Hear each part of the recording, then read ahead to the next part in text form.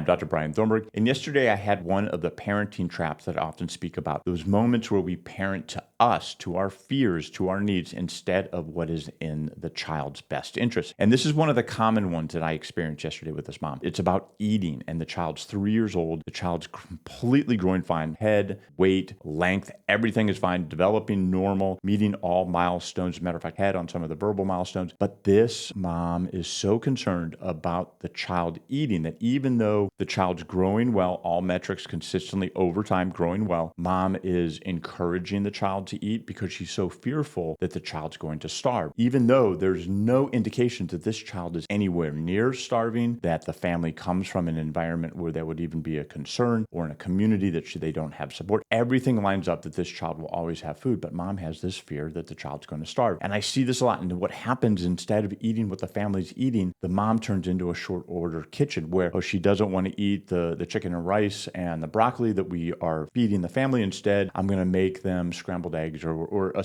meal B, essentially. You're just cooking to order. It's a short order kitchen. And then that takes away mom's time from the other children. It takes mom's time away from herself. It takes mom's time away from her husband, from work, from her social environments, from maybe her extended family. So it takes time away for a fear, rather than looking at the child and saying, hey, this child's growing completely fine. She's like me. I don't eat a full breakfast, lunch, and dinner at every meal. I don't do that every day. I would feel quite uncomfortable with myself if I ate breakfast, lunch, and dinner, full meals at every meal. And I'm expecting my child to do this. And she's growing fine. And that's how the fear is manifesting, that you can't see the objective reality. You can't kind of drop back into yourself and say, okay, here's a child sending me cues that they're not hungry, but I'm still pushing food. And I see that all the metrics are fine. And there is no one in my environment. There is no food scarcity. There's no concern that this child is not growing appropriately. As a matter of fact, I'm receiving all information to the contrary, that the child's growing great, but yet I'm living in my fear. So I made mention to this mom that this is called a parenting trap, where we have something from our childhood, our own childhood, the parent's childhood, where we are scared about something. So there's some type of control. Maybe I don't know what that element is in this mom. So again, there's just something happening from the parent's past, some trauma event that is being recreated when we have our kids. And so I made mention that this could be a problem, because if the child starts to see that they can have control over mom because the child doesn't objectively or overtly recognize this, but they're not that hungry. They're growing fine.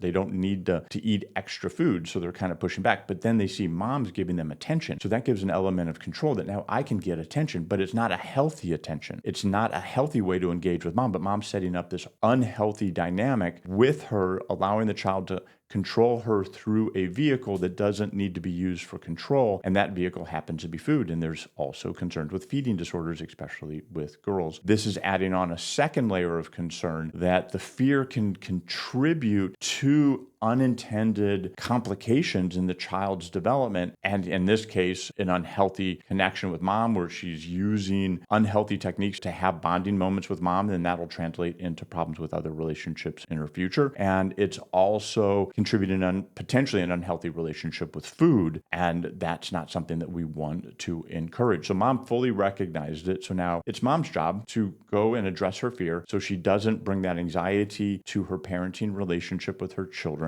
And she can instead encourage them to go forward and honor them in their milestones and in their ages and stages. Use it as a moment to have some recognition that this is just the first of many times as I raise my children to become fully integrated, supported community members, giving them all the skills to have the best life possible for themselves. We're going to be challenged as parents about our fears, and every one of us are. That's why I call them parenting traps, and we all go through it. So it's never a judgment. It's just a humbleness and acknowledgement that we don't get to look at parenting as it's our time to take control. That's at least one layer of generational trauma. So thanks a lot for watching. I appreciate it, and I will see you soon.